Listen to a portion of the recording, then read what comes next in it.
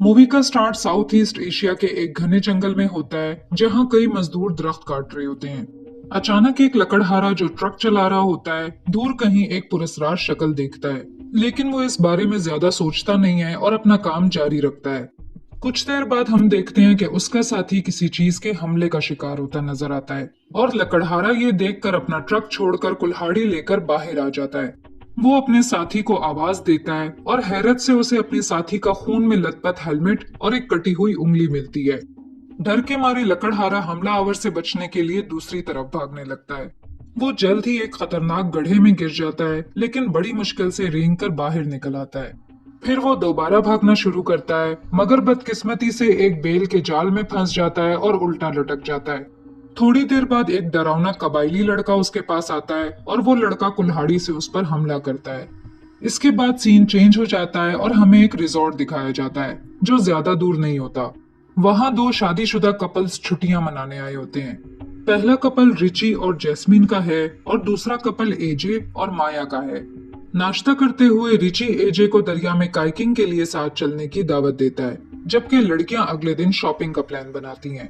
लेकिन जैस्मीन को बुरा लगता है कि लड़कियों को इस काबिल नहीं समझा जा रहा और वो कहती है कि वो लोग भी साथ जाएंगी। फिर रिची खुशी से बताता है कि उसने आज अपनी कंपनी बेच दी है और वो सेलिब्रेट करना चाहता है। वो बताता है कि इस ट्रिप पर सारा खर्चा वो खुद करेगा, यहाँ तक कि दूसरे कपल के खर्चे भी वही करेगा। माया ये सुनकर खुश हो जाती है और उसे थैंक्स कहती है, लेकिन एजे कुछ खास खुश नजर नहीं आता।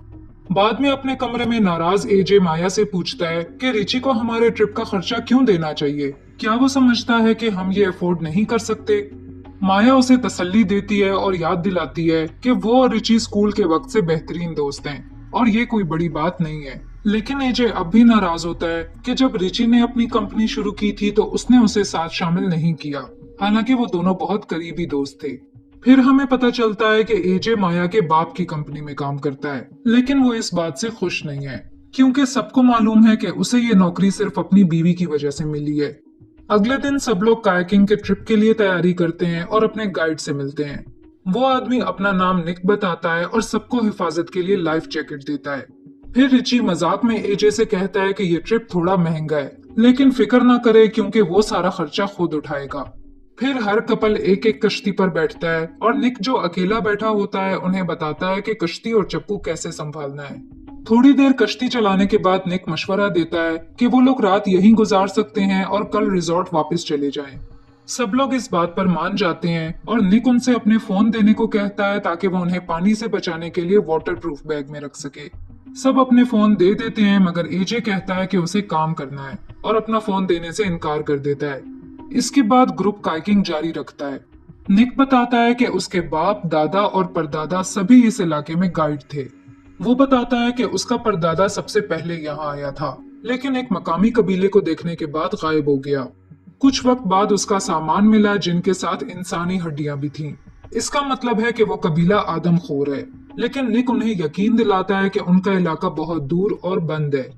लड़कियां ये सुनकर डर जाती हैं, लेकिन लड़के सोचते हैं कि ये सिर्फ एक फर्जी कहानी है। अब एक और सीन में एक बाइक चलाने वाला कपल रिस्ट्रिक्टेड एरिया के बिल्कुल बाहर पहुंचता है। वो जल्दी से वीडियो बनाते हैं और कहते हैं कि हालांकि वहां डू नॉट एंटर का बोर्ड लगा है, पर वो फिर भी अंदर जा रहे हैं। वीडियो को 30,000 व्यूज मिलते हैं, जिस पर वो कपल बहुत खुश होता है। फिर वो दोनों डू नॉट एंटर वाले बोर्ड को क्रॉस करते हैं और तेजी से जंगल की तरफ चले जाते हैं। लेकिन फिर अचानक लड़के की गर्दन में कोई चीज मार दी जाती है। उसकी गर्लफ्रेंड पर भी कुछ हमला होता है और वो बाइक से गिर जाती है। वो अपने बॉयफ्रेंड को ढूंढने निकलती है, मगर देखती है कि उसका सर काट दिया गया है। दूसरी तरफ एजे और रिची बच्चों की तरह पानी उछालकर एक दूसरे पर फेंक रहे होते हैं, मगर फिर एजे गलती से एक सांप रिची की कश्ती में फेंक देता है, जिस पर रिची और जैस्मीन घबराकर पानी में छलांग लगा देते हैं। एजे जोर जोर से हंसने लगता है और मजाक उड़ाने के लिए रिची की वीडियो बनाना शुरू कर देता है। उसी वक्त वो खुद भी दरिया में गिर जाता है। दूसरी तरफ डरी हुई बाइकर लड़की लंगड़ाते हुए जंगल में चलती है जब तक कि वो एक बड़ी सी गार तक नहीं पहुंच जाती। वो अंदर घुसती है और दीवारों पर खून के धब्बे देखती है। घबरा कर वो अपना फोन निकालती है कि तभी उसी वक्त एक कबायली आदमी उसके पीछे नजर आता है। फिर वो एक वीडियो बनाना शुरू करती है ताकि व्यूअर्स को अपनी खतरनाक हालत के बारे में बता सके। उसी वक्त वो कबायली आदमी उस पर उसके बॉयफ्रेंड का खून से भरा हुआ कटा हुआ सर फेंक देता है। फिर उस लड़की को बेरहमी से मार दिया जाता है और हम देखते हैं कि कबायली आदमी उसका कटा हुआ सर हाथ में पकड़े हुए खड़ा है। उधर ग्रुप किनारे पर पहुंचता है जहां वो लोग रात वहीं कैंप लगाने का फैसला करते हैं। एजे परेशान होता है कि उसका फोन काम नहीं कर रहा क्योंकि वो पहले दरिया में गिर गया था और अब वो अपने काम से जुड़ नहीं पा रहा। थोड़े ही वक्त में अंधेरा छाने लगता है। निक और माया बॉनफायर के पास बैठकर बातें करने लगते हैं। निक उसे अपने परदादा की तस्वीर दिखाता है जो इसी जंगल में गायब हो गया था। वो उसे उस लकड़हारे के बारे में भी बताता है जिसे मूवी की शुरुआत में कबायली लोगों ने अगवा किया था और उस पर जुल्म किया था। निक बताता है कि उस लकड़हारे को एक कार में ले जाया गया और मारने की बजाय जिंदा रखा गया। यहाँ ये भी पता चलता है कि इन कबायली लोगों के पास गोश्त के लिए फ्रिज वगैरह नहीं होता, इसलिए वो अपने शिकार को थोड़ा थोड़ा काटते हैं ताकि गोश्त खराब ना हो। मजीद ये कि वो लकड़हारा गार से किसी तरह भाग निकला था और दरिया पार करने में कामयाब हो गया था, हालांकि उसकी एड़ियां पूरी तरह से काट दी गई थीं। जब वो मिला था तो वो चीख रहा था कि गोश्त खाने वाले बच्चे उसका पीछा कर रहे हैं। तभी एजे आता है और उन दोनों को साथ देखकर जेलिस होता है। वो सोचता है कि निक की कहानी बस फर्जी है और माया को कहता है कि वो सो जाए। आधी रात के करीब जैस्मीन जागती है और कैंप के बिल्कुल पास जंगल में जाती है ताकि खुद को हल्का कर सके, लेकिन जल्द ही एजे उसके करीब आता है और उसे गले लगा लेता है, जिससे पता चलता है कि दोनों का खुफिया रिश्ता चल रहा है। फिर जैस्मीन कहती है कि उन्हें अपने साथियों को सच बता देना चाहिए क्योंकि यही इस सफर का असल मकसद था, लेकिन एजे इनकार कर देता है और कहता है कि वो और रिची लंबे अरसे से बेस्ट फ्रेंड्स हैं और वो उसे तकलीफ नहीं पहुंचाना चाहता। वो ये भी कहता है कि माया का बाप जल्द ही रिटायर होने वाला है, इसलिए उसे उसके जाने का इंतजार करना होगा ताकि वो कंपनी में उसकी जगह ले सके। लेकिन ये बात जैस्मीन को बहुत गुस्सा दिलाती है क्योंकि उसे लगता है कि एजे सिर्फ उसे बहका रहा है और कभी अपनी बीवी को नहीं छोड़ेगा। दोनों के दरमियान बहस शुरू हो जाती है और फिर जैस्मीन अपने जहन को साफ करने के लिए जंगल के अंदर गहराई में चली जाती है। इसी दौरान एजे वापस कैंप आता है जहां हम देखते हैं कि रिची और माया पूरा वक्त जागे हुए थे। अगली सुबह जब सब जागते हैं तो हैरान हो जाते हैं कि रिची कहीं नजर नहीं आ रहा। वो देखते हैं कि रिची निक की कश्ती भी ले गया है जिसमें उन सबके फोन थे। परेशान होकर वो बाकी बची हुई 2 कश्तियों में बैठकर रिची को ढूंढने निकल जाते हैं। आखिर ग्रुप दरिया के उस हिस्से पर पहुंचता है जो रिस्ट्रिक्टेड एरिया की तरफ जाता है। निक जोर देकर कहता है कि वो आगे ना जाएं और मशवरा देता है कि वो जीप पर वापस जाएं और रिची को ढूंढने के लिए अथॉरिटीज को बुलाएं। लेकिन बाकी लोग रिची के बगैर वापस जाने से इनकार कर देते हैं और एजे बार बार कहता है कि उन सारे आदमखोर कबीलों की कहानियां बकवास हैं। इसलिए निक के पास भी कोई चारा नहीं बचता और वो मान जाता है। इसके बाद वो लोग रिस्ट्रिक्टेड एरिया में एंटर हो जाते हैं जहां वो जल्द ही एक खाली कश्ती और एक लाइफ जैकेट देखते हैं, लेकिन रिची कहीं नजर नहीं आता। तीनों रिची को तलाश करने का फैसला करते हैं जबकि निक किनारे पर रह जाता है। निक कहता है कि अगर वो लोग 1 घंटे के अंदर वापस ना आए तो वो अकेला ही यहाँ से चला जाएगा। सभी लोग मान जाते हैं और रिची को ढूंढने के लिए जंगल के अंदर गहराई में चले जाते हैं। ज्यादा देर नहीं गुजरती कि निक को दूर से कुछ आवाजें सुनाई देने लगती हैं, इसीलिए वो अपना चाकू निकालता है और हालात का पता लगाने के लिए जंगल के अंदर जाता है। खौफ के मारे वो जल्द ही कई कपड़ों वाले पुतले देखता है और एक दरख्त जिस पर मरने वालों का सामान लटका हुआ होता है। मजीद बुरा ये होता है कि उसे वहां अपने परदादा की टोपी भी नजर आती है। तभी वो देखता है कि पास ही एक कबायली आदमी झाड़ियों में छुपा हुआ है। डरा हुआ निक फौरन अपनी जान बचाने के लिए भागता है और वो कबायली आदमी उसके पीछे भागता है। आखिर निक कश्ती तक पहुंच जाता है और कुछ देर के लिए हर तरफ खामोशी छा जाती है। निक समझता है कि हमलावर चला गया है, मगर अचानक पानी के अंदर से एक और कबायली आदमी निकलता है और निक का गला काट देता है। उधर तीनों दोस्त आखिर उस कार तक पहुंचते हैं जहां पहले बाइकर लड़की पर हमला हुआ था। वहां उन्हें खून से भरा हुआ खाली हेलमेट मिलता है। बिल्कुल उसी वक्त अचानक रिची वहां हंसते हुए आ जाता है। वो माफी मांगता है और कहता है कि वो कैंप से इसलिए निकल गया था क्योंकि उसे नींद नहीं आ रही थी। वो उससे फोन वाले बैग के बारे में पूछते हैं मगर रिची कहता है कि उसने वो नहीं लिया। वापस कश्ती की तरफ जाते हुए एजे रिची से पूछता है कि सब ठीक है या नहीं और वो अचानक क्यों गायब हो गया था। जवाब में रिची अचानक उस पर इल्जाम लगाता है कि वो उसकी कामयाबी से जलता है। वो कहता है कि एजे ने माया जैसी खूबसूरत लड़की से शादी की और बगैर किसी मेहनत की नौकरी भी हासिल कर ली, मगर फिर भी वो खुश नहीं है। फिर रिची एजे को उसका फोन देता है और कहता है कि अब ये ठीक से चल रहा है। ये देखकर एजे को फौरन अंदाजा हो जाता है कि रिची ने उसका फोन जरूर चेक किया है और अब उसे उसके सीक्रेट अफेयर का पता चल गया है। जब वो लोग किनारे पर वापस पहुंचते हैं तो देखते हैं कि निक अपनी कश्ती समेत गायब है। वो समझते हैं कि निक उन्हें छोड़कर चला गया है, मगर जमीन पर उसका चाकू पड़ा होता है। फिर वो तीनों बाकी बची हुई दो कश्तियों में सवार हो जाते हैं और खुद ही वापस जाने का फैसला करते हैं।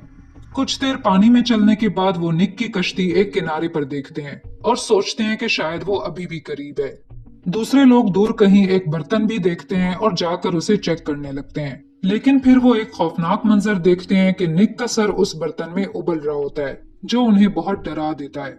ग्रुप को अब समझ आ जाता है कि आदमखोर कबाइल के बारे में गाइड निक की बात बिल्कुल सच थी और वो फौरन अपनी कश्तियों की तरफ वापस लौट जाते हैं। वो कश्ती चलाने लगते हैं, मगर उन्हें मालूम नहीं होता कि एक कबायली आदमी उन पर नजर रखे हुए है। जल्द ही वो आदमी पानी से निकलकर एजे पर हमला कर देता है। बाकी लोग उसकी मदद के लिए भागते हैं और माया एक बड़ा पत्थर लेकर उस वैशी को मारती है। एजे उस कबायली को निक के चाकू से गहरा जख्म पहुंचाता है। दूसरी तरफ एक और कबायली दूर से सब कुछ देख रहा होता है, मगर वो दखल अंदाजी नहीं करता।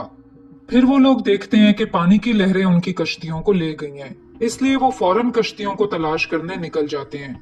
इसके बाद वो कबायली जो सब कुछ देख रहा था अपने दोस्त के पास आता है जो मरने वाला होता है। वो उसके सीने में एक कुल्हाड़ी मारता है और उसकी तकलीफ खत्म कर देता है। फिर वो अपने दोस्त का दिल निकाल कर खाने लगता है और बदला लेने का फैसला करता है। उधर ग्रुप को एहसास होता है कि वो ना सिर्फ अपनी कश्तियों को खो चुके हैं, बल्कि दरिया का रास्ता भी गुम कर बैठे हैं। लेकिन जल्द ही अंधेरा होने लगता है और उनके पास रात गुजारने के अलावा कोई चारा नहीं बचता। वो फैसला करते हैं कि बारी बारी पहरा देंगे और सुबह होने तक हरकत नहीं करेंगे। रात को रिची पहला पहरा देता है और माया उसके पास बात करने आती है। फिर वो घुमा फिरा कर जैस्मिन और एजे के रिश्ते का जिक्र करता है और रोने लगता है।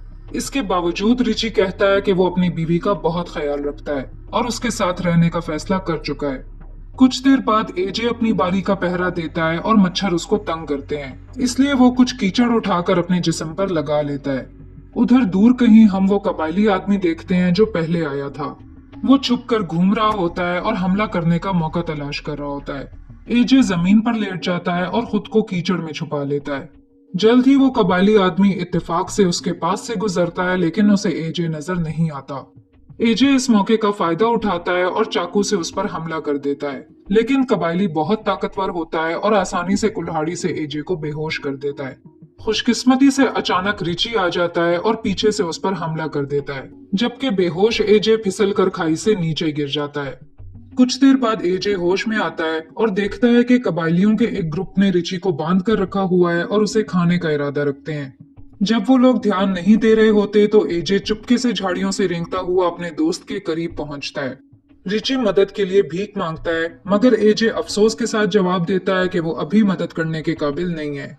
वो लड़कियों को बचाने का वादा करता है और भाग जाता है, हालांकि रिची भीख मांगता है कि वो ना जाए। कुछ ही देर बाद कबायली रिची के गिर्द जमा हो जाते हैं और एक अजीब रस्म करते हैं जिसमें वो उसकी एड़ी काटते हैं, मगर फिर अचानक उसे आजाद कर देते हैं। उनमें से एक बुजुर्ग उसके खून को छूता है और एक नौजवान लड़के को सूंघने के लिए देता है।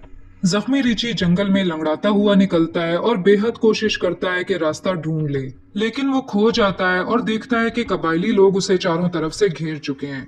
वो जल्दी से उस नौजवान लड़के के पास पहुंचता है जो पहले आया था और उससे मदद की दरख्वास्त करता है, लेकिन लड़का उसे धक्का दे देता है, जिसकी वजह से एक लकड़ी की छड़ी उसके सीने में घुस जाती है। अगली सुबह जब लड़कियां जागती हैं तो वो एजे को खून में लथपथ देखती हैं और रिची कहीं नजर नहीं आता। एजे झूठ बोलकर कहता है कि रिची पहले ही जीप तलाश करने चला गया है।